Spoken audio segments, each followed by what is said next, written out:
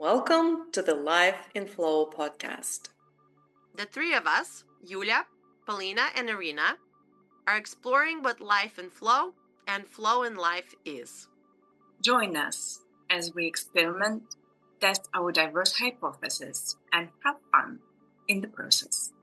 Will we find an answer? This isn't just an intellectual discussion. We're co-creating a shared field beyond words. We're attuning to what emerges moment by moment so that the conversation itself becomes a group flow experience.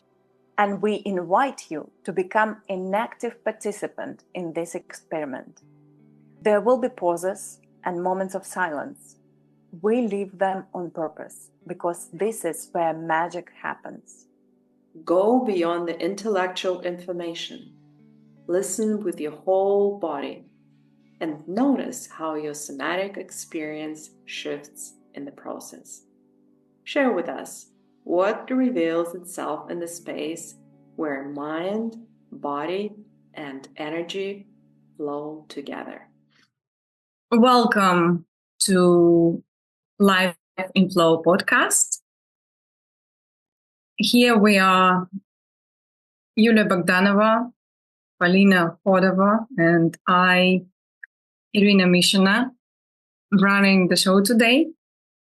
The question that we're exploring in this episode is, what does it mean to be connected? As I think was emerging in our previous explorations, the connection, it seems to be like the inherent element of the experience of flow. If we define the state of flow as being one with the experience, then as a minimum, we talk about the connection to the experience itself. So today we want to explore what does it actually mean when we're talking about life and flow. And we will start with our game. Let me remind you the rules of the game. I will give a word, and I want each of us to share a story that comes to your mind in association with this word. But we want these stories be very sensorial, very concrete, like connecting us to the sensorial experience, and let them make short, like maybe 1-2 minutes tops each intervention. And as we're listening to the story one shares, so the next person who speaks, let this person react somehow, again, sensorily to the story we have heard. It may be another story that comes to the mind to the next speaker, or it may be just also sharing the sensorial experience that emerges for us while we were listening to the story. And so we will do several rounds, 2, maybe 3. We will see how things are flowing. And I think that I probably will define the order. So let's make it that Yulia goes first, then Polina, then me, and we will do several rounds like this. And this will be our warm-up to the awareness of what's emerging and the flowing together. And then we will take it from there. And the word I invite us to flow with is not original at all. It's actually the direct topic of our episode, and it's connection. Let's go.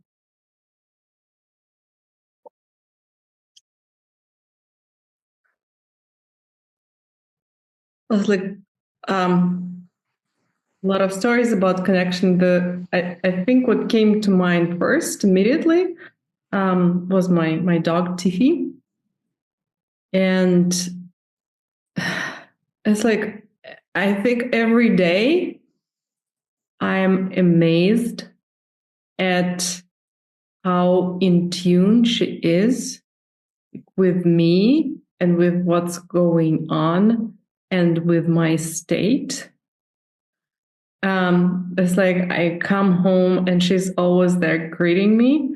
And then as long as I am there with her, like keeping the eye contact, she's like wagging her tail and like taking my shoes always, and she's like be there for me. As soon, I think I mentioned it last time, as soon as I break the eye contact, and it doesn't matter like if I do it with the phone or if I just like want to go to the kitchen, get a drink, like, okay, like immediately she starts minding her own business. And it's like, she's always like that. So if I want to really have an experience of like in the moment connection, I can always so count on her. It's like everything about her, like her eye gaze, her posture, her movement, like everything is about connection. Yeah.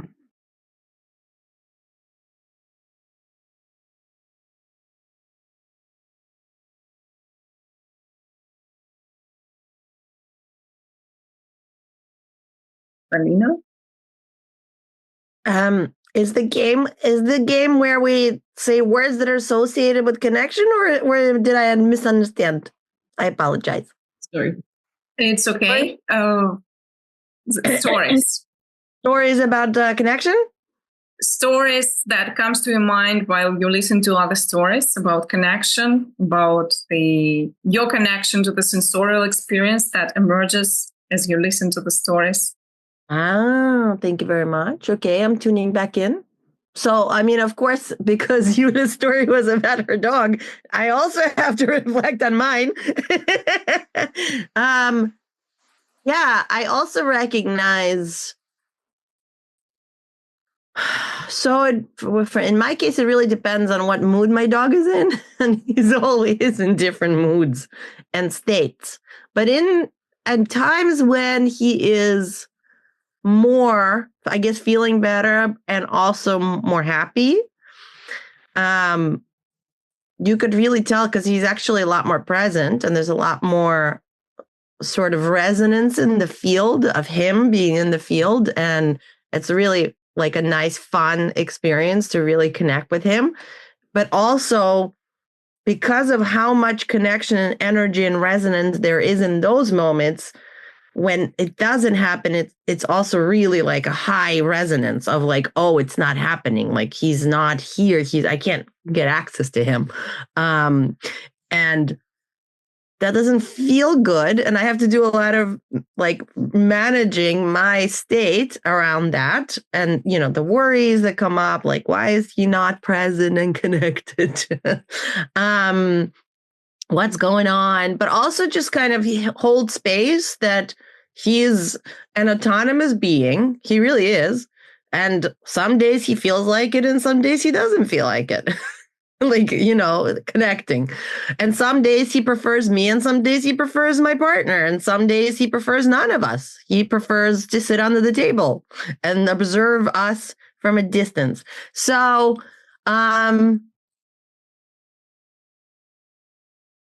I guess connection from that perspective is about not just about my resonance and my ability to be both connected to myself in the field, but it's also what is available in the field, right? With whatever it is that you're connecting with. So if my dog is not available for connection, I have to tune into something else if I want to have that experience. If that makes sense. What's coming up, Ira? It's like I had so many connections that were coming up in my head while I was listening to your stories.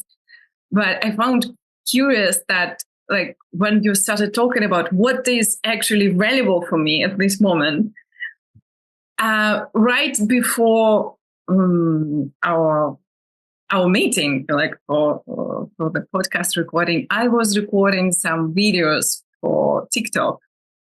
And one of the videos actually was titled, "What is available for me right now?" Yeah. So it's also sort of like funny synchronicity is happening now in the flow. Love it. Yeah, because don't want to go now into the abstract thinking, but I also wanted to share that although the topic of the dogs is very dear to me, I love them a lot, and they create always like the sense of the great tenderness for me in the chest. And it's curious that very often people talk about their pets as the examples of just like being present and connecting to what it is, what is here now. But I also just wanted to describe it while both of you were talking. I was more focusing on not so much on what the words that you were saying, but right now I feel myself like so expanded that I think like this awareness of this feeling that I am too much, and I just like I feel like my attention is absorbed by just watching at your face.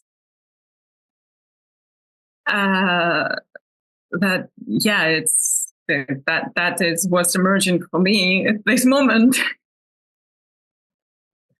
And how does that relate to connection for you in this moment as it's emerging? You like, this is how I feel connected to you at this moment. With this, like feeling of expansion, and that my attention goes to more to the visual information, just what I see, your faces, and like the sense of the expansion in my chest, rather than to the meaning of the words that are being shared. Mm-hmm. Yeah, that makes sense. Yeah, I feel like this warmth and kind of like cuddliness, the presence of dog, well, of Tiffy, and yeah, and so we go on. Okay, so for me, something was coming up as you were saying, like what's available, and I think for a long time I was relying, like for me, what's available was about me, like what's available right now. So, like, can I breathe, and how should I breathe, or maybe I should do whatever, like a yoga nidra, or maybe this, or maybe that, like practice. Okay, maybe go for a walk or something, and then like I had a very big shift, a very big like transformative experience, and then there was like it expanded a lot what's available, and suddenly what was available was actually like the whole world outside of my brain, outside of my skull. So for me now, what I find myself connecting to and or available to me, like so much, and it can be now like I'm connecting to this it's called in English, only the German word comes up.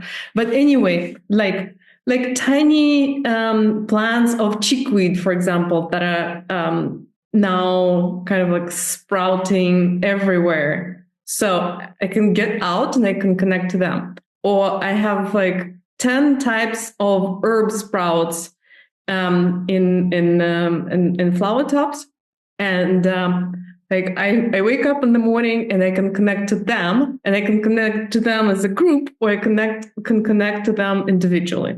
I can look through my window, and I have a tree outside of my window that I've been in a relationship with, and I can connect to the tree and check how the tree is doing. And like I could just go on forever, but this is what came up for me when you both talked about like what's available. Yeah. Did that prompt actually shift your awareness? Is that what you're describing? Did what change my awareness? That question, well, I call it a prompt. What is available for me? Did that serve as a prompt for you to expand your consciousness? Is that what you were describing? No. My consciousness expanded like some time ago. Oh, you were talking about not in the present moment. It was before. The word that for me resonated and made me think about all this that's available. Yeah. What were we going to say? It's your turn. It's funny, this question of what's available, I think now that we're actually like logistically talking about it, or in the present moment, I'm starting to see patterns of that question being a prompt throughout like the last recent weeks. I'm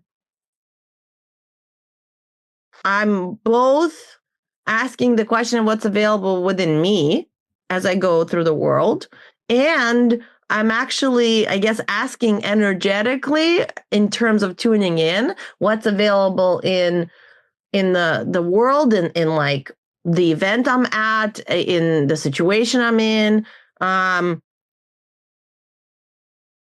I didn't necessarily have the word connection in that cycle, but now I'd see it is about connection. It is what's available for me within me in terms of connection to myself, and then what's available in the field in terms of either the environment or the people or whatever else is happening. And then there's like this sort of a attunement process that happens where it's some kind of like a calibration between me and what's available for me, but also what's available in the field with the others or with the situation. And then I arrive at some kind of some kind of like space where I guess there's a balance or a resonance. And then I'm able to kind of expand from there based on like where everyone is.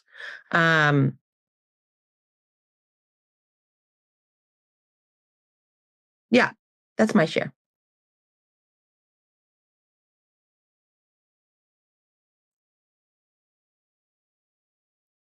And thinking just like there is so much emerges at the same time for me mentally, and it goes so in line with the questions that I want to ask afterwards.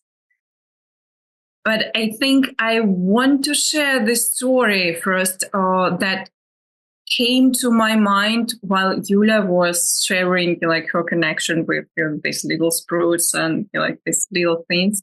I think it's my first experience of this feeling myself really being the part of the world, like this connection that goes beyond the physical connection or the mental connection with some kind of experiential level that you are the one with the world. It was like about 20 years ago. It was the first time when I was in India. And really that was quite a transformational journey, although it had nothing to do with anything spiritual. But somehow that land had that impact on me that I started noticing these little moments of when I was looking at the tree and all of a sudden I was feeling that I was the tree. Or I was looking at the bird that's flying in the sky and I was that bird. And that's like, wow, these things happen. And yeah, that was, I think, the first time when I experienced this oneness with the world. And it's very curious because all of this take us to the question that I wanted us to start our discussion with, which is basically when we're talking about life and flow, what is the connection that we're talking about? So is it connection to what? To people, to nature, to ideas, to energies, to what? What does it entail? Again, just right before our recording, I listened to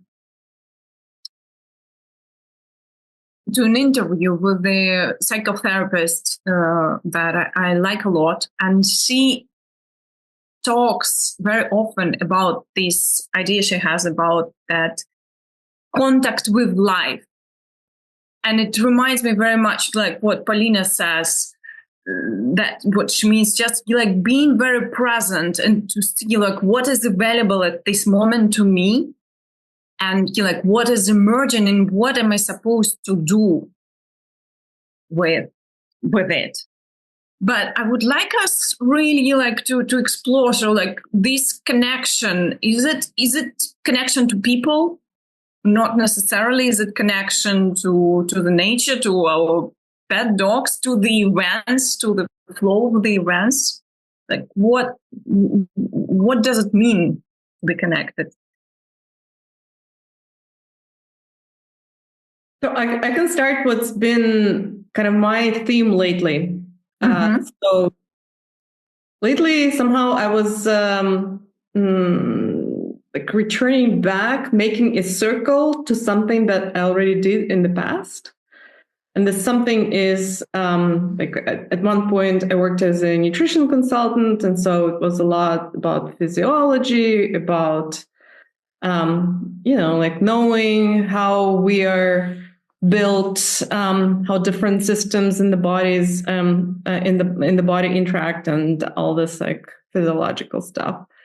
And so the kind of like everything is now getting connected to everything, in a very kind of like visceral way.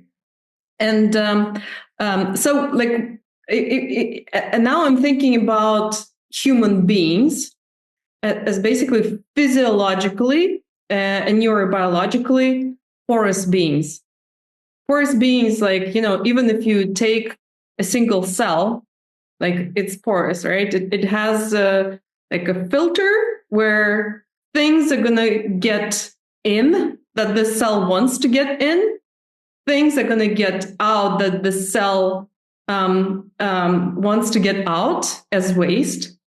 And this is how we are, like our whole bodies at the physiological level, also the neurobiological level. If we talk about the mind, right? It's like now I'm looking at Ira, for example, and I'm connecting to her more than to with Paulina. But now I'm looking at Paulina and I'm connecting with her, like shifting my focus. And so it's like, in one moment, it's kind of like me, a porous being, choosing what to connect with. It's like, I don't know what kind of food to connect with, what kind of person to connect with. Am I now connecting to like this plant, or am I connecting to like a tree that I'm seeing? So it's like, and it's, those are seemingly, I think, small things, and we usually don't really pay attention to them and see them as like, what is this really a connection? But every single moment, as we do that, our kind of like state, our perception of the world, the lens through we see the world, the thoughts that we're thinking, they're impacted by the connection, or like the connect, and by our focus, where we direct our focus, and then the connection we make. But that is something that was but wanted to. Yeah. May I ask a question, just a clarifying question? When you say, for example, okay, now I'm connecting to this plant, you mean that like my attention is directed to this plant. I'm being fully present, just like with the attention directed to the plant. This is what you're describing. Am I understanding right? Yes, connection to me, especially with like to you humans, for example, I can connect through words besides all other modes of connection. But it's like when I walk in the forest, or I do my walks in the forest, like for other people, I say, so, okay, how do we connect? Well, the only way I know how to connect with the plant, or with the tree, or with the land, or with the forest, or with the clouds is through my senses, because that's how I exchange information, right? So I can hear, I can look and see, I can smell, I can taste. And like we all also discussed that there are more feelings than just the 5, right? So basically it's shifting more to sensing is how I connect.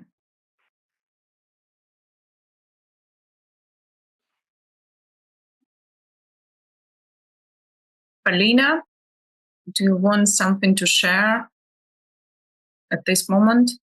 Yeah. That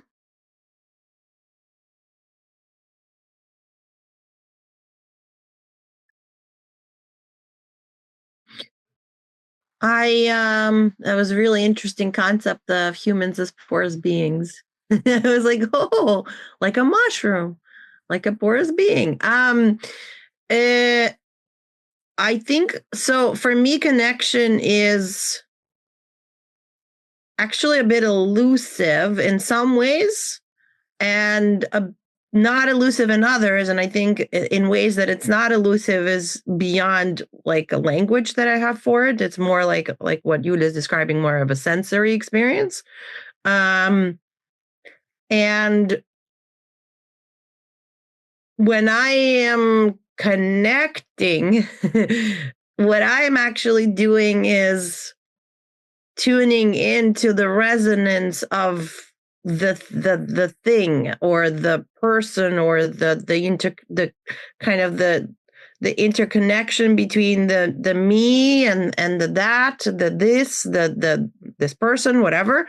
So yes, I'm of course I use words and language, or like hearing someone else's words and language, but it's only as a prompt to actually get me to tune in deeper to like what is actually here, but not here in terms of mind. It's more like what's here energetically, what's in the field, like what's that data.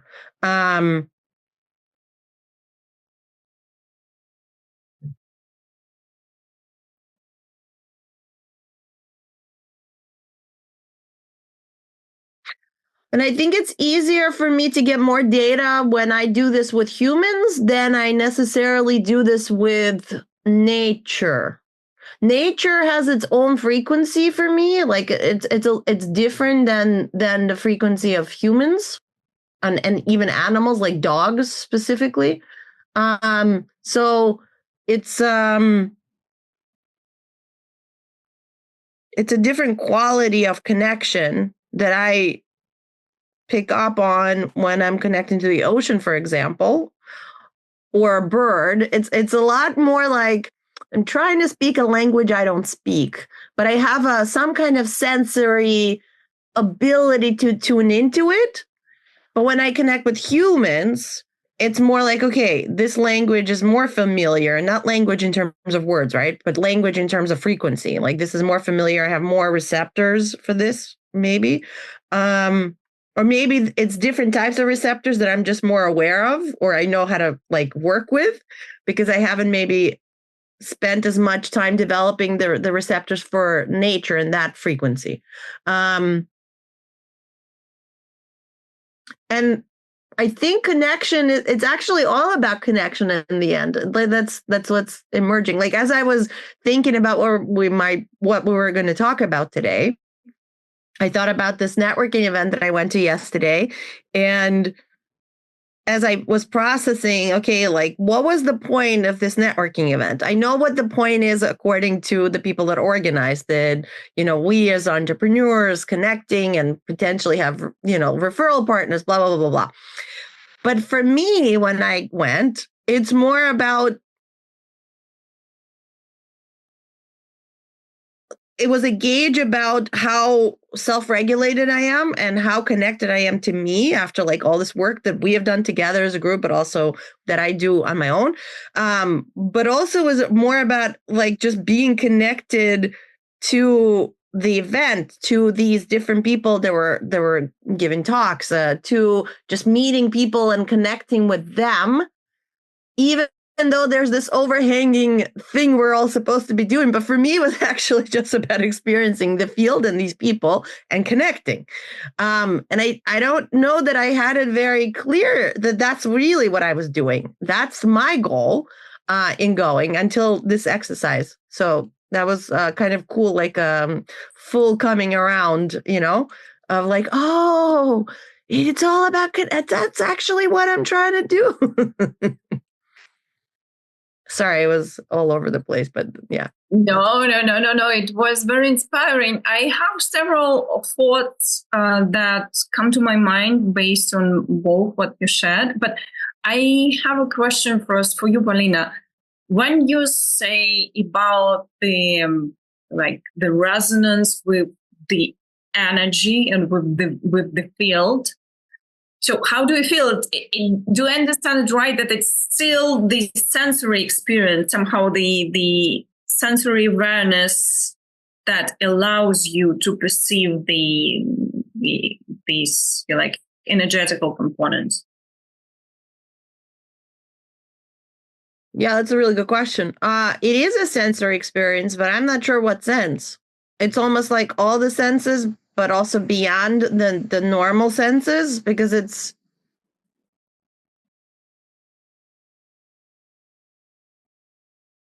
where does attunement live in my system? I'm not sure. It's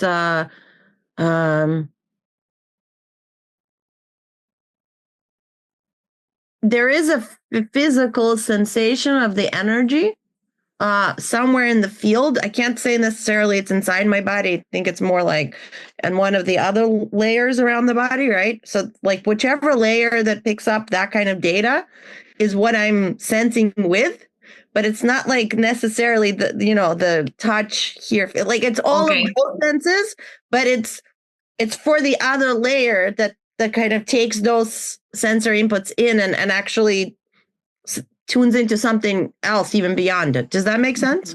Yeah, I think so. So it's still the acute awareness of what is present. Yes. At this moment in this experience. Right. And what is present, not necessarily as separate beings, like I'm a separate entity and those people are a separate entity and the environment is a separate entity. It's more like, okay, yes, there are all these separate entities, but like together, what is the resonance of the whole thing, including me? So it is kind of like a trigger to get into flow state, because I think when I start experiencing things that way, it's very akin to what we talk about flow, the flow state. Yeah. It does feel like I'm in a flow state. Yeah. So you're saying I'm curious. So you're saying it only takes you to kind of like feel into the field as a whole, as opposed to whatever, like the environment and people being separate. So you don't need any kind of like special input for other people, so for them to connect, or for like any feedback, so or no. Feedback from people to me, or you mean like feedback, like what's happening with the people in? I mean like reciprocity. Can you feel connected to someone who is not connected to you? Yeah, kind of like that. Oh, that's a good question. You rather flow when you are connected to that person, but they are not connected to you. That's a really good distinction. I think when there's no like one-on-one connection, let's say, there is still a sense of connection, but not necessarily to that person or me feeling connected, like that person's connected to me. It's more like, okay, I'm connected to the thing that's happening here as a cumulative thing. And within that cumulative thing, I could also just connect to the, like, what is this person's resonance? What's their frequency? Or like, what's like the energetic thing that's happening? Or like, what's important for them? Or like, what are they trying to get out of this thing that's happening? So it's not necessarily connecting to the person. It's more like connecting to the data that's available. Like what's available in terms of data? What's here? Energetic. So it is, I understand, it's like it's the connection to the field that includes you and the other person. Yes, but if I'm having a one-on-one conversation, like yesterday, I had a bunch of one-on-one conversations, that would require it was like, changing the camera lens back to like, okay, let's zoom into this experience. What is emerging here specifically in this interaction? So, but do you differentiate then connecting to the field between fields where there is, let's say, kind of conflict or some intensity, or is it doesn't matter what is the emotional, whatever level of tension or? Well, of course, when there's a heightened state of tension, for example, then it requires my physical nervous system to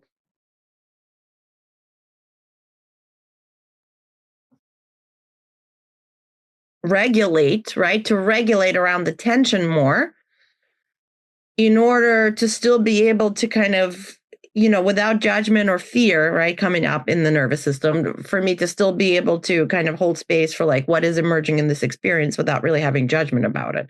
So yes, and there's a very different resonance between different containers. Like one event I go to, it feels the whole thing. Like actually, I went to an event last week and it took me a good 30 or 40 minutes to be able to attune to the field because it was so scattered and there were so many different things going on energetically that I actually was sitting there. I was like, all right, like, where am I at?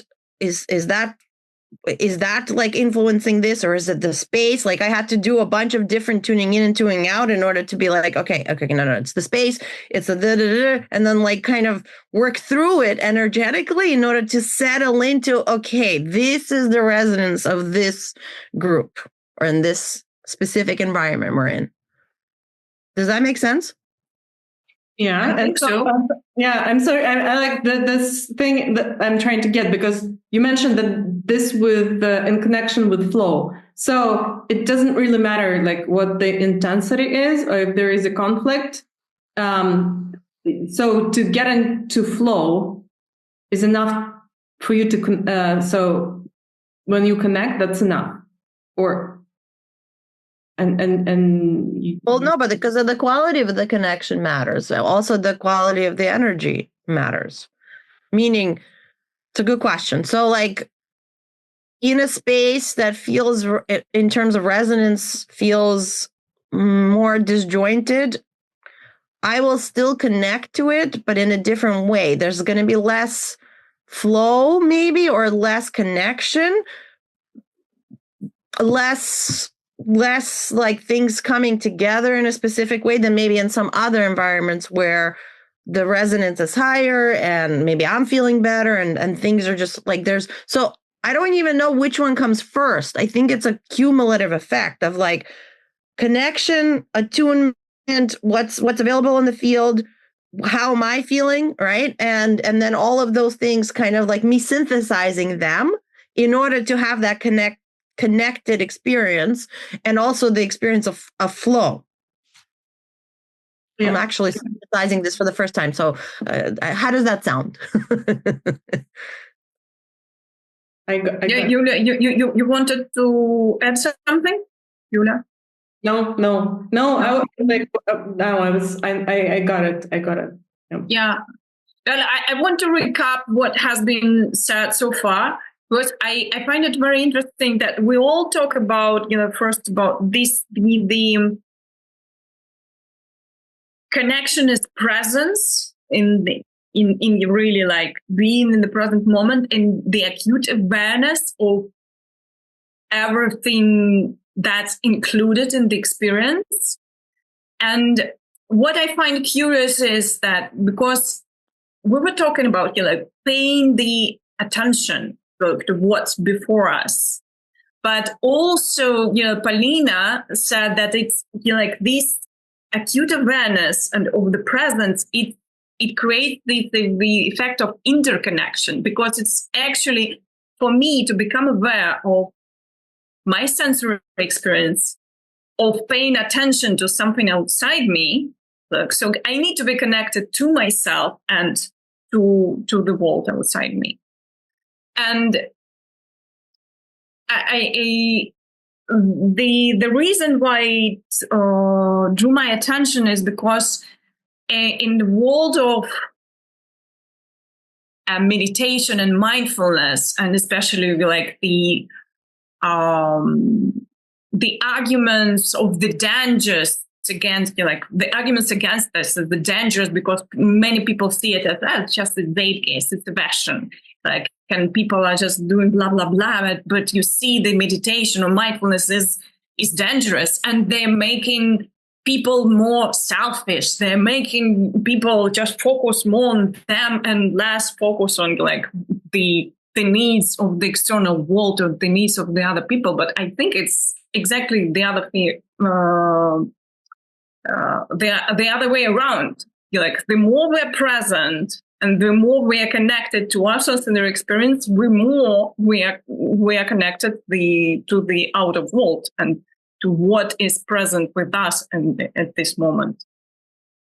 And then also, like, the reason why I wanted to discuss this question is that it's also very popular nowadays to talk about our interconnectedness as the importance of like interpersonal relationships, like that. Just go out there and talk to the people.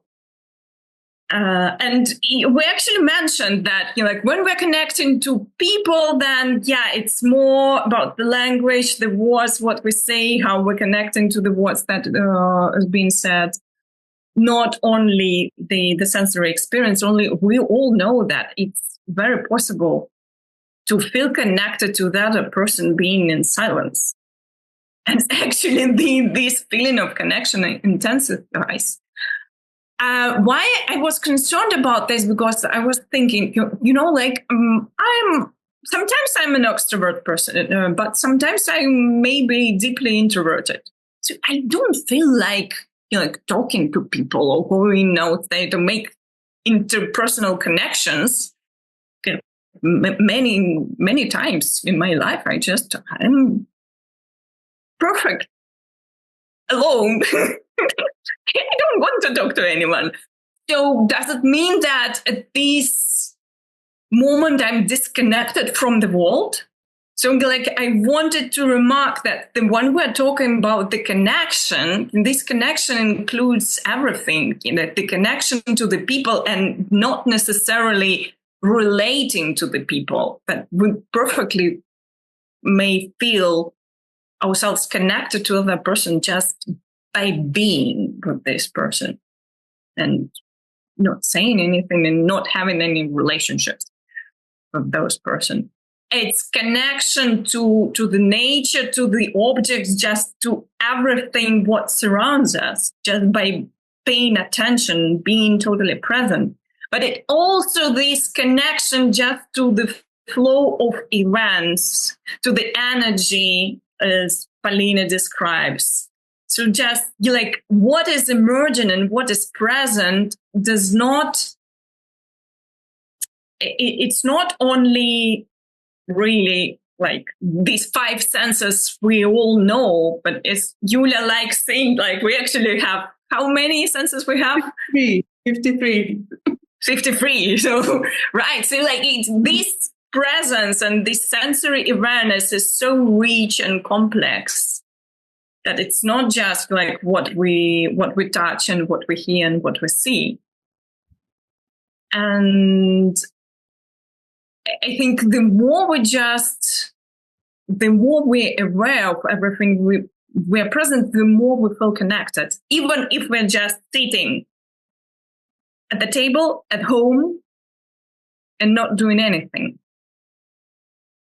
Can I add something to what you're saying? Yes, please.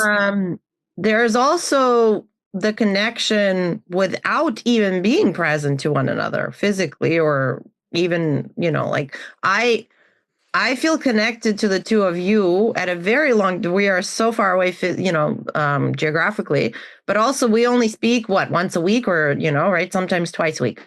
But, that connection doesn't turn off just because we turn off our Zoom. The frequency of the connection, or like the intensity, the felt sense of it fluctuates. Like if someone is not feeling great or something's going on, I could actually feel it. Like if I'm tuning into our connection, like when sometimes I just check on the two of you, like what's in the field? How are they doing? Are we still on track? Like what's happening, right? And there's fluctuations in the data that's available. And you guys we're not even talking. We're not even on the same point in the planet. So that goes beyond senses that we know as senses, right? But maybe it's part of the 56 that Yulia was describing. Yeah, maybe. 53.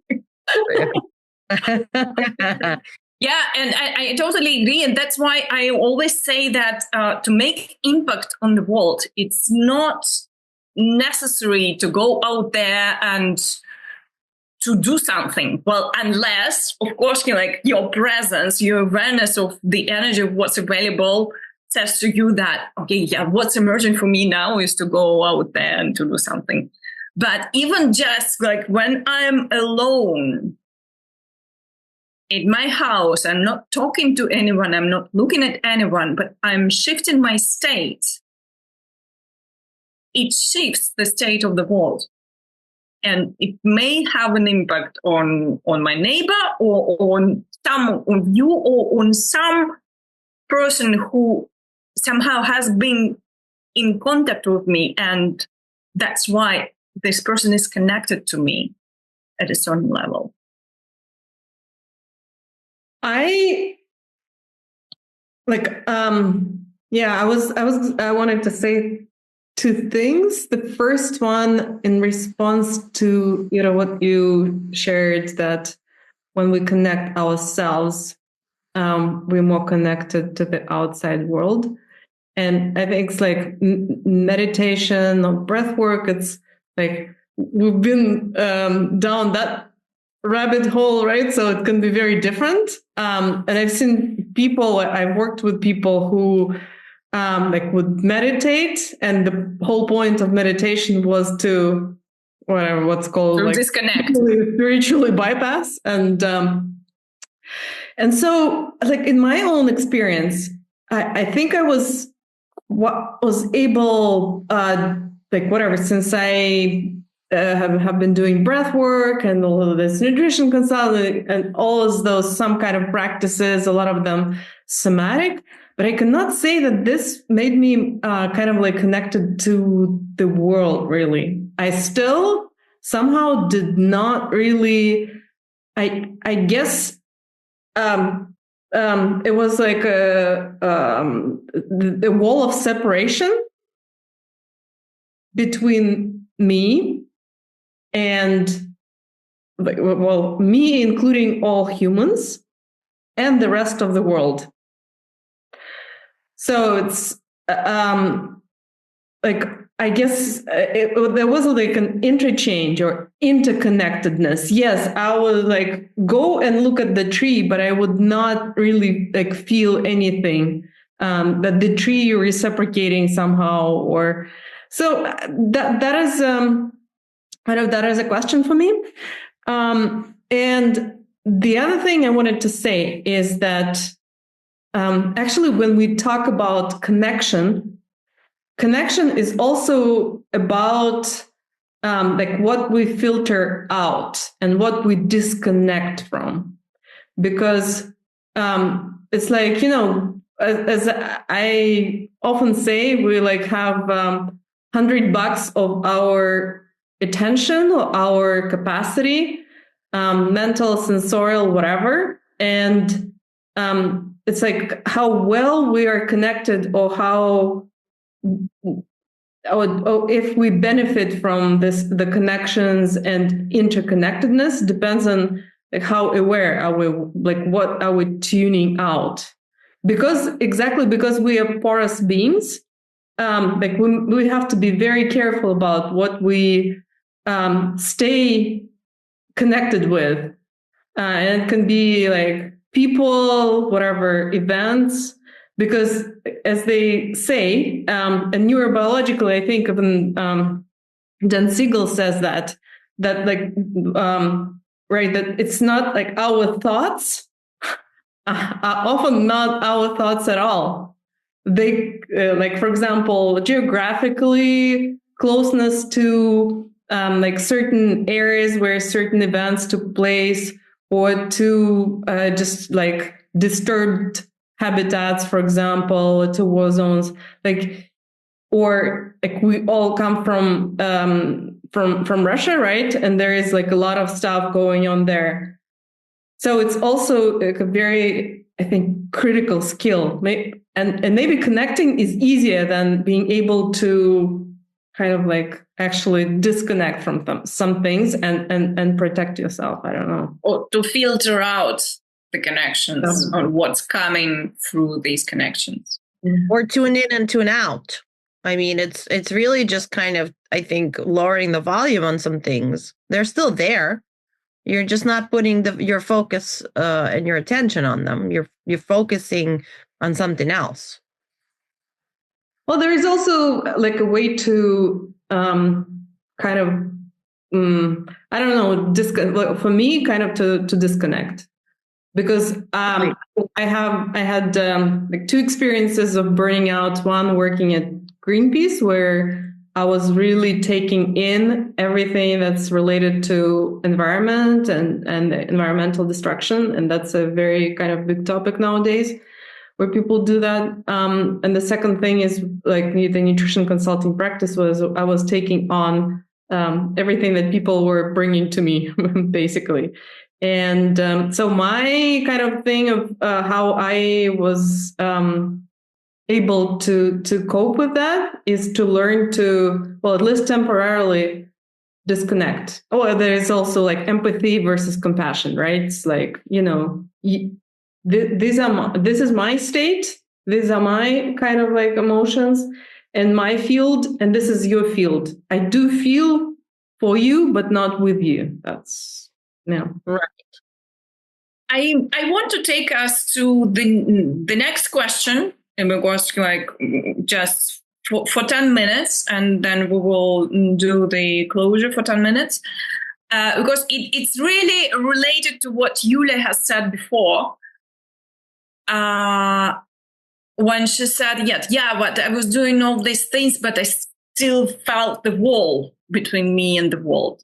So how can we develop connection? And also in the relationship to the last thought that Yulia shared, maybe like how can we develop connection and how can we learn to regulate this connection? yeah, and can we learn, like, to be connected and disconnected? Can it be forced? Can it be nurtured? So what do we do to learn all this? Julia, what helped you to feel connected after you felt this wall that disconnected you from the world? Yeah, that took a very intense experience. I'd say a spiritual experience, and I shared it with you, right? And I was at a very, very low point in my life, very, very, very low. I was not sure, like, if I could find the I don't know, regain love for life. Let's put it that way. And I was doing various experiments. I was, while doing the experiments, I was expecting something inside of me to emerge. I was like, okay, now it's like, maybe it will grow, maybe it will sprout and something. Then amazingly and very surprisingly, actually did emerge, but not from the inside, from the outside. And it's as if it was kind of like brought to me or gifted to me by the breath, but it was the breath of life. And it was like as if the whole world was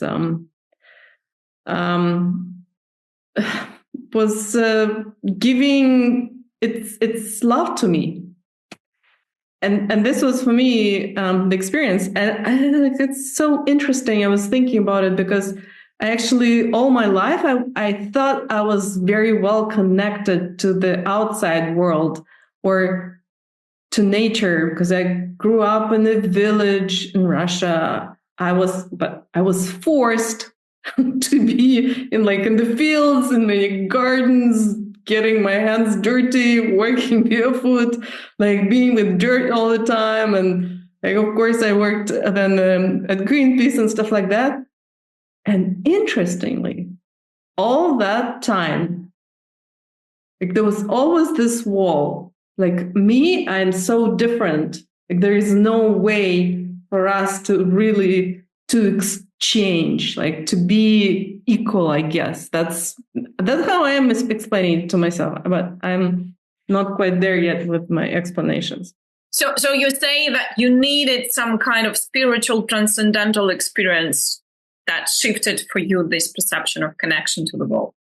Very, very visceral experience. Everything. Okay. I was just shaken by this experience, physically shaken by the breath. And yeah. So for me, transcendental, if it's about kind of thinking about something, it doesn't really work. So it was what I guess becomes what I can integrate is only when it's very it's transcended into your body. Yeah, exactly. Wait, can I make an observation? Is it okay? Please. Yeah, as Yulia was sharing, there was literally like a path energetically, like when she was more in her head describing stuff, and it felt one way, but then she got to the point of the breath of life piece of the story, and I felt like you actually really connected to it, and then there was so much more softness and actual you. I was like, oh, there she is. The Yulia, there she is. And then you again went back out of it and then back in your head. And then I literally had a different experience energetically as you were shifting from your head into that space that is your space of connection with the breath of life. Was that at all something that also registered for you, Yulia, in some way, or? I don't have this perception of this acute perception of the energies as you do at this time. So I'm just I'm enjoying the flow of thoughts and of what's emerging and how it's all connected. Yul, does it resonate what I just described, or is it just my experience?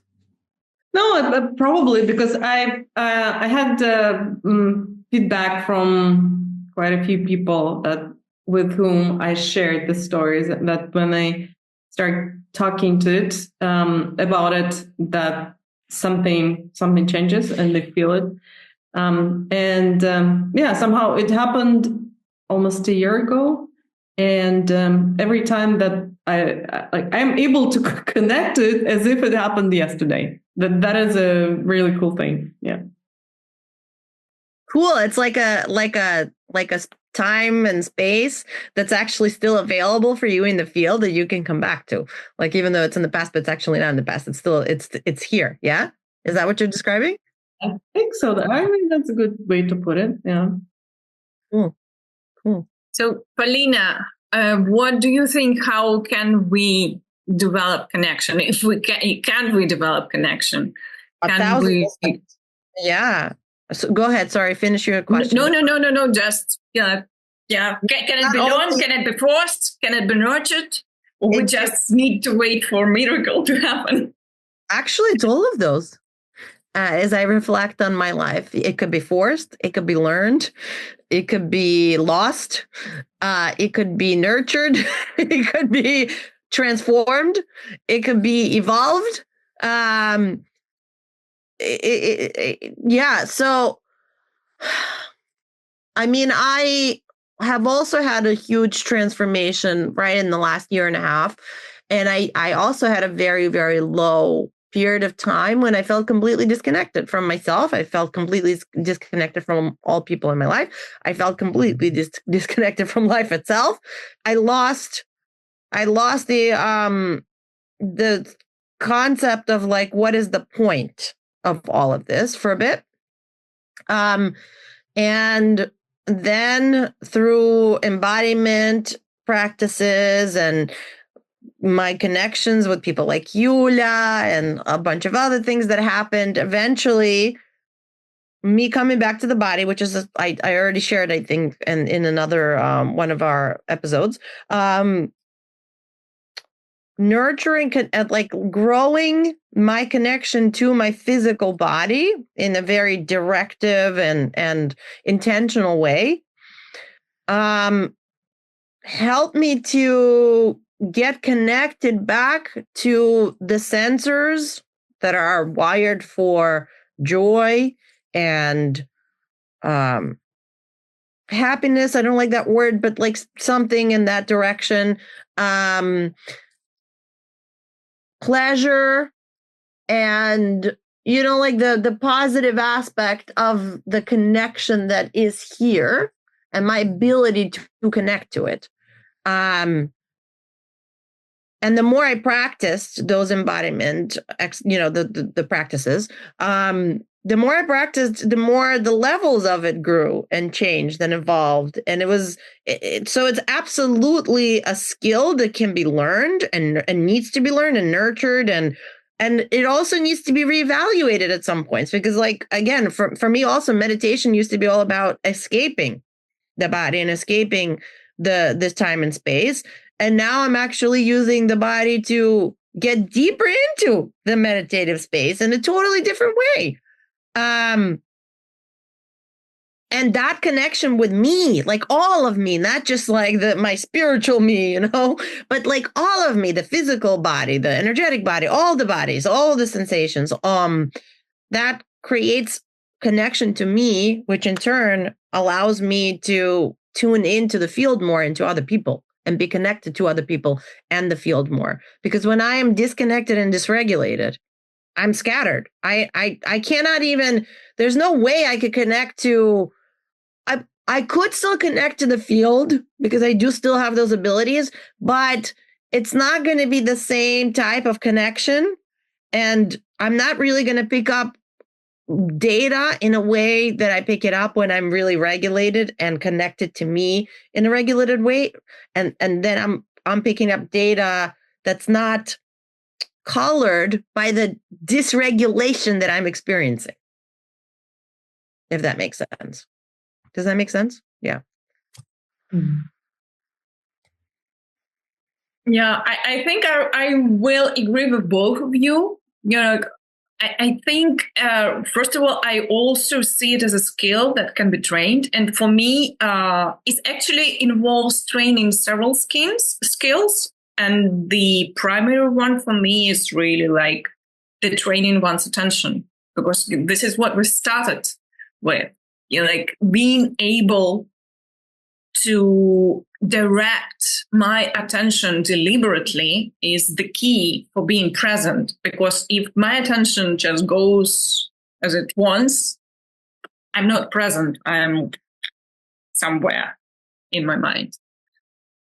And for me, like training the attention, it has a lot to do with meditation. But I hope that one day we talk about meditation in one of the episodes. I have a lot to say, but it's not the necessary meditation is not the only tool. Like there are other ways, other practices that would help us to learn to be present and to pay attention to all the different details of what's available, what is included in my experience. But I think I also agree with Yulia in the sense that probably at a certain point, it took a certain kind of this shifting experience is required to show you what kind of connection experience is possible. Because I'm thinking that experience that I had in India when I was the bird and I was the tree, that was something that I hadn't experienced before. And it did open me up to the possibility of feeling this connection. So from that moment, I had the possibility of opening up to this kind of experience in other contexts.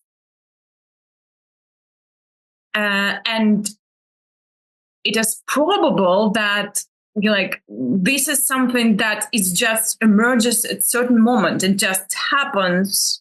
But again, for that to happen, I think one needs to walk certain steps. One needs to learn to pay attention and to be present. And also, I think there is this, one needs to learn to open up to the experience. Mm-hmm. Yeah, but also the experimentation piece, right? That like when you're intentionally saying, okay, like when Yulia started talking about trees and her connection with trees, I started getting curious about it.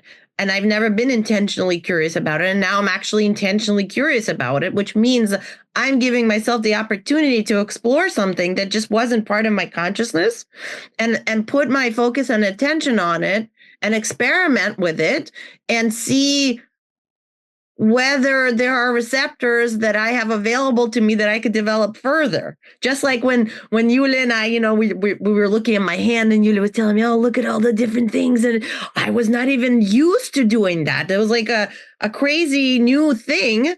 And I even had to work through some negative associations to even be able to start tuning in a new, positive, healthy way with the body, right? So it is about attention and focus, and where attention goes, energy goes. But sometimes it's what Yulia described with the breath of life. It wasn't something that was just going to emerge from within her because she's focusing. It was something that came from the space, and she picked it up. Yeah, but I agree with Ira that you have to be okay somehow to this experience. And to me, this experience was possible because the people who organized this event, where it was I really trusted them. I was just felt so kind of safe knowing that they have my back, that whatever happens for me. Well, I kind of also was quite connected at that point to go through into kind of different experiences. Yeah, but so and actually, this is how I see myself now, as someone who, if someone is open I can kind of like show them the path. It's like the rabbit in the Alice in Wonderland. It's like the Wonderland is going to be yours. But if you're open, I can show you the hole through which you can get into the Wonderland, kind of like that. Yeah, I like in regards to being open, I want to share a word with you that I invented myself. I like inventing words. So the word is accessible, and it means literally ready to connect. So it describes the state in which every cell of your body is is in the pure state that allows the connection to the world. Word? Say again. Accessible. How do you spell it? It's ETTISABLE.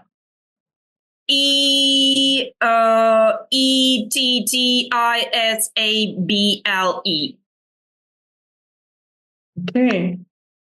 No, the chat changed it. It's not right. Well, so the chat is not open to connect. No, yeah, the chat is not accessible, obviously. So we need to close up. So let's just briefly summarize. Each one summarize what are you taking away from this conversation? What are the most important thoughts for you?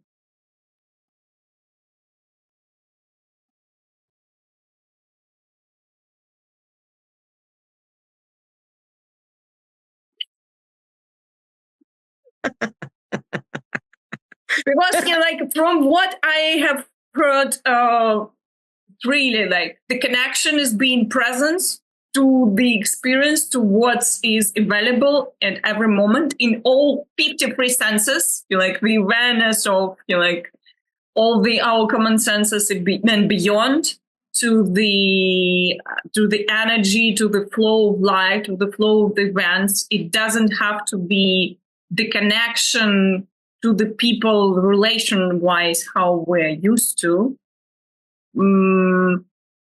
But always it also may be the case. Maybe we may be connected to people from the like on the other part of the world, and we're not even talking to them on Zoom, but we still feel connected if we're open and if we are like aware of the energies, of the experience, of everything what is present. We can be connected to nature. We can be connected to objects, and we can be connected to the world as like something bigger. Like we can maybe connected to the greater forces. Like maybe that is the topic that we will need to discuss one day. The greater forces. Yeah, well, that speaks to what I wanted to say was that this is an ongoing conversation because it's a really big topic. And I feel like connection in its different various forms is actually like really part of the entire matrix. I mean, well, is it not all about connection and disconnection and for us as humans? So it's an ongoing, not just conversation, but also an ongoing experiment about where do we stand with this? How do we experience it? What does it mean? How does it change? I don't know. There's so many aspects to it. And I feel like we just like scratched the very surface of the topic today. I agree. I actually several questions come to my mind right now. What we might explore, because it also, like when you were talking, it came to me that it is actually one of the most important topics nowadays for us as humanity, because we need to reevaluate like what the connection is, how we're building our relationships, like what these connections are coming from. And like, what is the relationship between the individual and the collective in this aspect? Because it may change completely all our perspectives from what we had before. Yeah, something maybe that like we didn't really discuss, but now it's coming up as a recap is that like we are saying like we're porous or interconnected or however you want to put it in very kind of like visceral ways, like really starting from every cell in our body. And this interconnectedness, even like it goes somewhere, it's channeled somewhere. And for many of us today, I think this interconnectedness is channeled into the digital world. And this is to me, I mean, we didn't go there, but this is to me, and in my own experience, that I just like had 3 months where I was thinking and experiencing a lot related to that. And it's like the digital world or like is really like a maze and a matrix. And when you get there, your interconnectedness, it's like it sucks all your capacity, well, not all, but a lot of your capacity to feel interconnectedness with other people, the world around you, whatever, like the trees, the dogs, like sucks it into itself, creating this illusion that this is like where you really feel interconnected. And I think it's like, really such a major theme and topic for like a lot of people nowadays, well, including me. Yeah. So the dangers and the wonders of the digital world, noted down as one of the possible questions and topics to explore in the next episode. Well, as usual, it has been a pleasure to flow with you both. And I think we all agree that many flowing is coming yet in the future, and we will connect and be present and aware of what's emerging even more. And we'll continue exploring. So keep coming back to our Life in Flow episodes, those who are listening to us. Thank you. Thank you. Yeah. Thank you, Paulina. Thank you. Thanks for listening. How was it for you? We believe that the more people experience group flow together, the better off we all are. More connected, more creative, more alive. So let's expand the field. If this episode resonated with you, help us spread the word. Share it with a friend, leave a comment, or give us a rating. We love you. Do subscribe so you'll know when the next experiment comes out.